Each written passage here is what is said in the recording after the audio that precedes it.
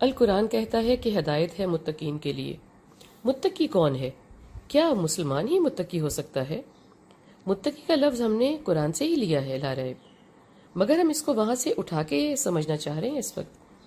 اب ہم قرآن کے حوالے سے نہیں بلکہ انسان کے حوالے سے اس کو دیکھیں گے، انسان کی بناوٹ کے حوالے سے، انسان کی پہچان، خلوص، شدت احساس کے حوالے سے۔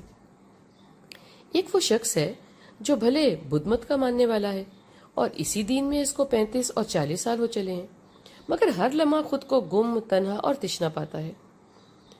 صحیح کیا ہے وہاں تک جا نہیں پا رہا، پریشان ہے کہ کیا کرے، شاید کمزور ہے، کسی ہچکچاہٹ کا شکار ہے، ڈرتا ہے گھر والوں سے، دنیا والوں سے کہ کیا کہیں گے، اس عمر میں قسم چل پڑا، کھوج میں ہے، تلاش میں ہے، دھیان ہے کہ ہٹتا ہی نہیں، کہ کمی تو ہے مگر کیا ہے، کیا کرے، کہاں جائے کہ جگہ بھی صحیح پائے، اس کا سفر ہدایت کی طرف ہے کہ نہیں، تلاش۔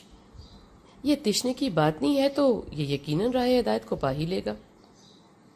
اس کو ہر وقت اور بر وقت راہ تو نہیں ملی اب تک، مگر تلاش میں رہنا اگرچہ تقویٰ نہ ہو تو یہ تقویٰ سے باہر کی حالت بھی نہیں ہے۔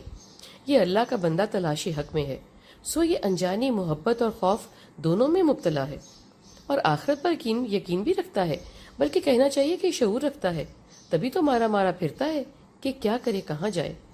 اس سے بڑھ کر رب کی جانب راغب کون ہوگا؟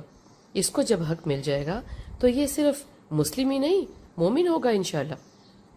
اگر یہ انسان کچھ تو جاننے کے مقام پہ ہے اور کچھ خود کے دین پر ہے، جو شرک بھی ہو سکتا ہے، زندگی کو یہ سمجھ نہیں پاتا، خود کو کم عقل جان کے یا کسی مجبوری میں یا کسی سرکشی میں، مگر ایک خلش اسے ستائے رکھتی ہے کہ ادھر کا نہ ہونے دیتی ہے نہ ادھر کا۔ یہ حقیقت میں سرکش نہیں ہے، الجھا ہے، کمزور ہے۔ ایسے لوگ دھکا سٹارٹ ہوتے ہیں اور اندر سے ڈھیلے شرمیلے۔ یہ خالق کو کسی درجے مانتے بھی ہیں، ڈر بھی، محبت بھی رکھتے ہیں، پورے فرمان بردار بھی نہیں ہوتے اور نافرمان بھی نہیں ہیں۔ ہدایت ان لوگوں کے لیے اصلاً ہے، یہ آخر کار جان ہی جائیں گے، کتاب کی طرف بھی آ جائیں گے، کتاب والے کی طرف بھی۔ اس متقی ہونے کے لیے مسلمان ہونا لازم نہیں ہے۔ ایک عام انسان دین تک نہیں پہنچ پاتا، بھلے آج ترقی ہو گئی ہے بیش بہا، پھر بھی سمجھ بوجھ، شدت احساس کی بھی حدود ہیں۔ وہ بے نیاز ہے، دلوں کے حال جانتا ہے، اور ہر شے اسی کے قبضہ قدرت میں ہے۔ یہ بہت آسانی ہوئی ہے، ڈر، خوف، محبت، ظاہر، باطن جب اللہ کی راہ میں ایک ہو جائے تو اب دیکھیں کہ قرآن ہدایت اور متقی کس کو کہہ رہا ہے۔ ہم یہاں تخلیق انسان کی بات بھی کر ہی لیتے ہیں، جس سے یہ نقطہ آسانی سے سمجھ میں آ جائے گا۔ اللہ پاک نے انسان کو حسین ترین تخلیق نہیں ہے کیا میں نے کیوں کہا، کچھ زیادہ جائز نہیں لگتا اگر سمجھا جائے تو یوں ہے کہ اللہ تعالیٰ کی یہ واحد تخلیق ہے جس کو اس نے ہر طرح کے توازن سے نوازا ہے۔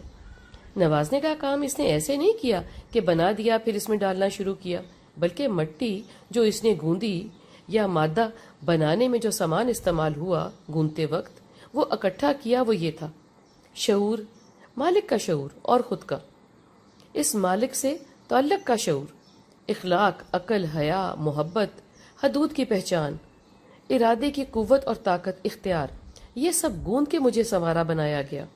جب رب مجھے بنا رہا تھا تو میں انسان تھا، نہ کہ مسلم، نہ ہندو، کافر یا مومن، بلکہ جاننے، ماننے، پہچاننے والی با اختیار مخلوق۔ یہ سب حقیقت ہے میرے ہونے کی، باقی سب تو ٹھیک ہی ہے۔ فائدہ میں نے اٹھایا خود کے با اختیار ہونے کا۔ اللہ پاک نے جب بھلائی اور برائی کی تمیز مجھ میں گوند دی ہے تو میں اس میں اختیار رکھتا ہوں کہ جو چاہے خود کا حشر کروں، وہ تو روز محشر ہی اصل میں پکڑے گا۔ ہاں ایسا ضرور ہے کہ جب چاہوں رجوع کروں وہ معاف فرماتا ہے۔ اوپر دیے ضابطہ حیات کا بخوبی پتہ ہو تو منزل دور کہاں۔ اے متقی، ہدایت تیرے لیے ہے، تیرے ہی لیے ہے۔